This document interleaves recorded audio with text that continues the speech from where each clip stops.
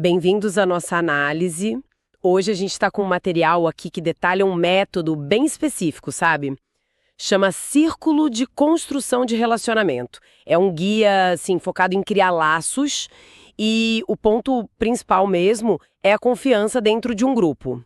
Interessante esse foco na confiança desde o nome, né? Sim, o objetivo que eles colocam é claro, ajudar o pessoal a se conhecer melhor, num nível mais profundo, e construir essa confiança mútua. O guia até lista uns materiais bem simples, tipo um objeto da palavra, a gente já vai ver o que é isso, umas coisinhas pro centro do círculo, papel, canetinha, parece até coisa de escola, né? Mas parece que tudo tem um porquê ali. É, não deve ser por acaso. Pois é. Ok, vamos mergulhar nisso então. A ideia central é que essa estrutura toda, ela não é aleatória, sabe?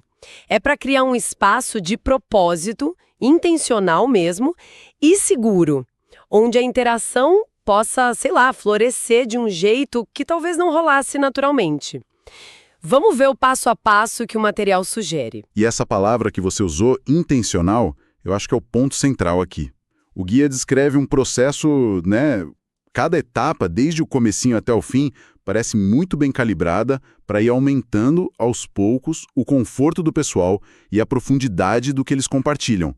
Não é só mais uma reunião, é tipo uma arquitetura para a relação ali. Arquitetura relacional, gostei disso. E essa arquitetura começa com a abertura. O material bate muito na tecla de marcar o início formalmente. Para sinalizar, ok, começamos agora. A sugestão que eles dão é uma atividade chamada nome, movimento e memória. Parece simples, todo mundo de pé, em círculo. Aí a primeira pessoa fala o nome e faz um movimento. Sei lá, um gesto qualquer. Ok. A segunda pessoa repete o nome e o movimento da primeira e só então adiciona o seu próprio nome e o movimento. Ah, entendi. Vai acumulando. Isso. E vai acumulando. Cada um que chega tem que lembrar toda a sequência que veio antes. Nome e movimento, para depois colocar o seu. O guia fala que é um jeito lúdico, né? E trabalha a memória do grupo. E acho legal que ele já prevê. Se alguém esquecer, pode pedir ajuda. O grupo ajuda. Isso já começa a mostrar colaboração, né? Sem dúvida. E o ciclo só fecha quando a primeira pessoa, lá do início, consegue repetir a sequência inteirinha, de todo mundo. Parece divertido, mas imagino que para alguns pode dar um frio na barriga, né? Ser o último. É uma ótima observação. Pode ser um pouco intimidador, mas essa atividade, mesmo parecendo leve, ela já mexe com várias coisas ao mesmo tempo. O corpo com o movimento, a cabeça com a memória e o social, né? A interação, pedir ajuda. Ela quebra o gelo de um jeito menos verbal e mais sinestésico, talvez. O que pode ser bom para quem não é tão de falar logo de cara. Sim. E sobre essa coisa da intimidação que você falou, acho que aí entra forte o papel do facilitador, que o guia menciona depois. É ele quem precisa criar um clima onde errar tá tudo bem, sabe? Onde a brincadeira e o apoio sejam mais fortes que a pressão de acertar. É um primeiro sinal de que ali, naquele espaço, as regras do jogo são um pouco diferentes do normal. Faz todo sentido. O facilitador como esse guardião do espaço seguro desde o começo. Bom, depois dessa abertura mais agitada, o guia descreve a rodada de apresentação ou check-in. E é aqui que entra o tal objeto da palavra. Pode ser qualquer coisa, uma pedra, uma concha, algo que dê para passar de mão em mão. E a regra é clara. Quem está segurando o objeto, fala. Os outros escutam. Um mecanismo simples, mas poderoso. Exato. E o que se fala nessa rodada depende do grupo. Se o pessoal não se conhece, é para se apresentar mesmo. Se já se conhecem, aí vira um check-in, tipo como cada um está chegando para aquele encontro, como está se sentindo. O guia até sugere que o facilitador comece para dar o tom, né, modelar o tipo de partilha que se espera. Nem muito raso, nem um desabafo de horas. Eles mencionam uns apêndices com perguntas para guiar, mas o foco é esse. Garantir que cada voz tenha seu espaço. E esse objeto da palavra, ele é mais que só um marcador de vez, né? Ele meio que institucionaliza a escuta. Quando você sabe que vai ter esse momento de falar sem ninguém te cortar e que os outros também vão ter, talvez aquela ansiedade de preciso falar agora diminua um pouco. Interessante isso. E isso pode liberar a gente para realmente ouvir o outro, em vez de ficar só pensando no que vai dizer em seguida ou como vai interromper. Se a gente pensar na dinâmica de grupo, isso combate de frente aquele patrão comum, né? Onde uns falam muito e outros quase não falam. É uma ferramenta simples, mas que promove, de um jeito bem concreto, mais equidade e respeito na comunicação ali. Nossa, nunca tinha pensado por esse lado da carga cognitiva que libera para ouvir. Muito bom. E aí, depois de garantir que cada um teve sua voz, o guia vai para um passo que eles chamam de geração de valores e diretrizes. Basicamente, é o momento do grupo definir as próprias regras do jogo. Como vai funcionar aquele círculo. O contrato do grupo, digamos assim. Isso, tipo um contrato social ali do grupo. Se o grupo já existe, eles revisam o que combinaram antes. Se é a primeira vez, constroem na hora. O facilitador joga umas perguntas, tipo, o que é importante para você se sentir seguro aqui e poder participar de verdade? Aí o objeto da palavra roda de novo, cada um contribui, e o ponto-chave é anotar tudo e deixar visível para todo mundo. O material reforça bastante isso da visibilidade. E essa cocriação é o pulo do gato aqui, né? Não são regras que vêm de cima. São acordos que nascem ali, do próprio grupo. Sim. Psicologicamente, isso faz uma diferença enorme. Gera um senso de dono daquilo, sabe? Uma responsabilidade compartilhada. As pessoas tendem a seguir e a cuidar mais daquilo que ajudaram a criar. E deixar visível funciona como um lembrete constante desse pacto do grupo. Imagino que isso também ajude a evitar briga depois sobre as regras, né? Porque todo mundo participou da criação. Exatamente. Cria essa apropriação coletiva das normas. E não é só para evitar conflito. É para estabelecer uma cultura onde todo mundo se sente um pouco responsável por cuidar do espaço, das interações. Não fica só nas costas do facilitador, entende? É uma mudança importante em relação a muitos ambientes onde as regras só são comunicadas. Entendi. Claro que aí entra de novo a habilidade do facilitador, né? Para garantir que essa cocriação seja real, não só para cumprir tabela, que o ambiente já tenha confiança suficiente para isso. É um bom ponto. E aí a gente chega no que o guia chama de atividade principal. Eles descrevem como o coração mesmo do processo de construir o relacionamento. E ela tem várias etapas, uma depois da outra. Primeiro, um tempinho individual, uns 5 minutos. Cada um desenha algo que gostaria que os outros soubessem sobre si. E o foco não é ser artista, é se expressar. Interessante começar com o não verbal. Pois é. Depois desse desenho, a partilha começa mais em dupla. Cada um conversa com a pessoa do lado, por uns 5, 10 minutos, explica o desenho, conta a história por trás. Só depois disso é que a partilha vai para o grupo todo. Geralmente, o facilitador começa, mostra o desenho, conta a história e coloca o desenho no centro do círculo. Ah, fisicamente no centro. Sim, no chão, no centro. E aí os outros vão seguindo, um por um, conta a história, põe o desenho lá no meio. No final, fica tipo uma mandala visual das histórias de todo mundo ali no centro. Que bonito isso. Cria um foco visual compartilhado. Sim, mas não para aí. Depois que todo mundo compartilhou o desenho, começam umas rodadas de conversa mais profundas de novo com o objeto da palavra. O guia dá exemplos de perguntas tipo, o que você valoriza na sua família ou comunidade, bairro, enfim. Por quê? E depois uma outra, o que você descobriu hoje sobre os outros participantes que te surpreendeu ou te interessou?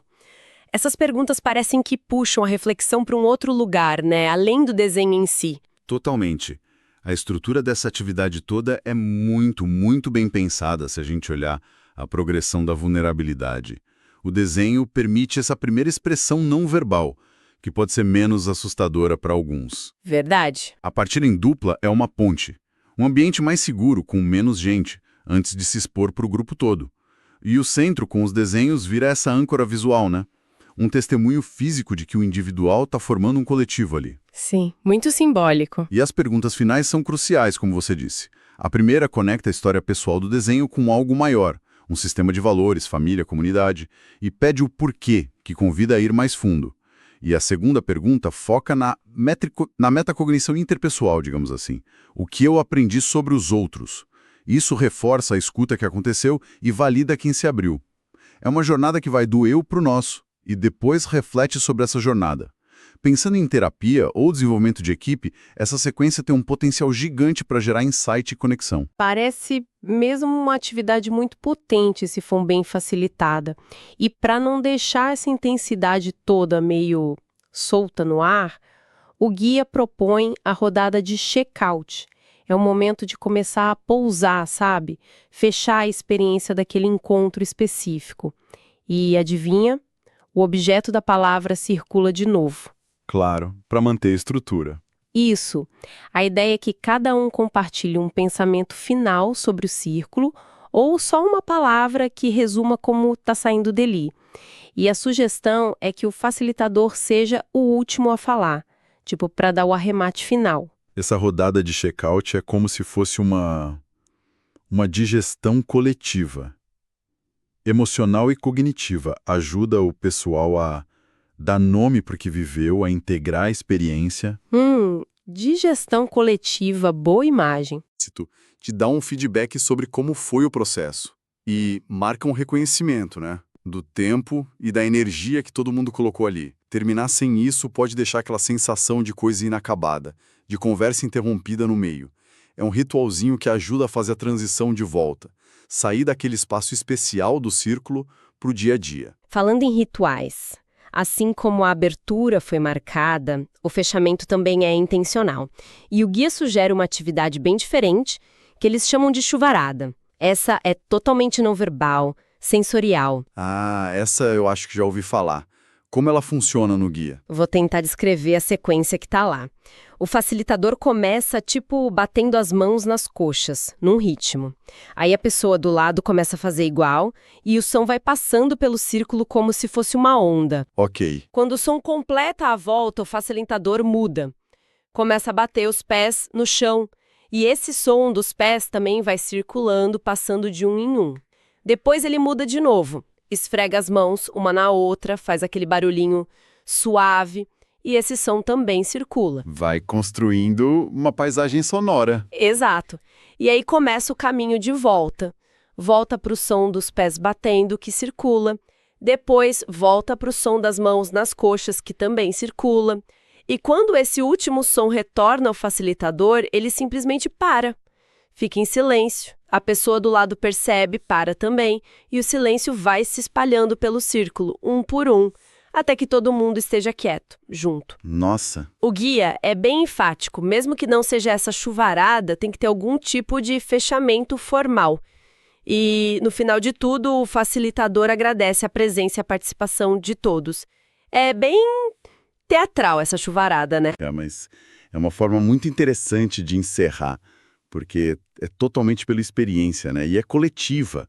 Une o grupo num ritmo compartilhado que vai crescendo, depois diminuindo e termina nesse silêncio conjunto.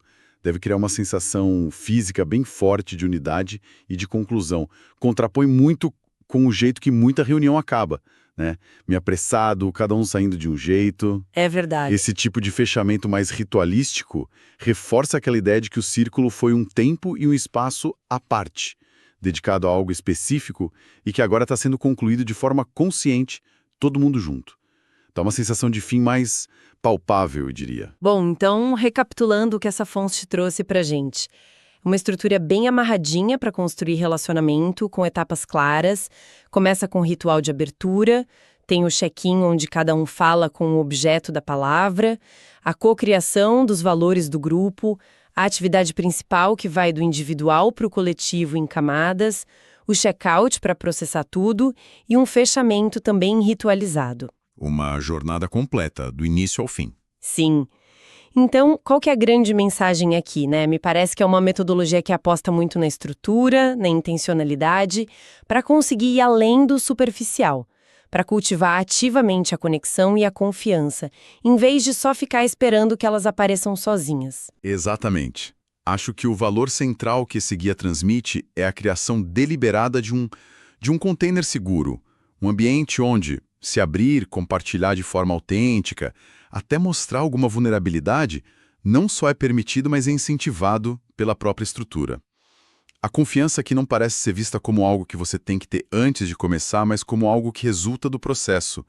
Ela é construída ali através dessa vulnerabilidade que é gerenciada, da prática da escuta atenta e dessa responsabilidade de todo mundo pela segurança do espaço.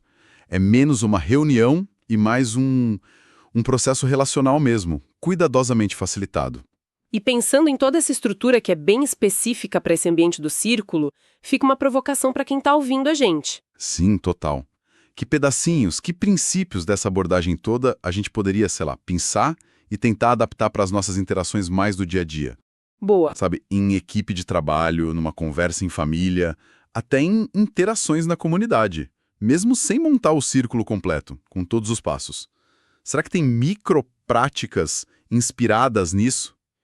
Tipo, Sei lá, talvez um jeito diferente de garantir que todo mundo seja ouvido numa reunião rápida. Ou um jeito mais intencional de fazer um check-in rápido, emocional mesmo, antes de uma conversa difícil. Ou até mesmo criar junto, explicitamente, umas regrinhas de convivência em certos grupos. Será que essas pequenas coisas poderiam ajudar a gente a tecer as conexões mais fortes, uma compreensão melhor um dos outros, no cotidiano, mesmo sem toda a formalidade do círculo? Fica aí a reflexão, né?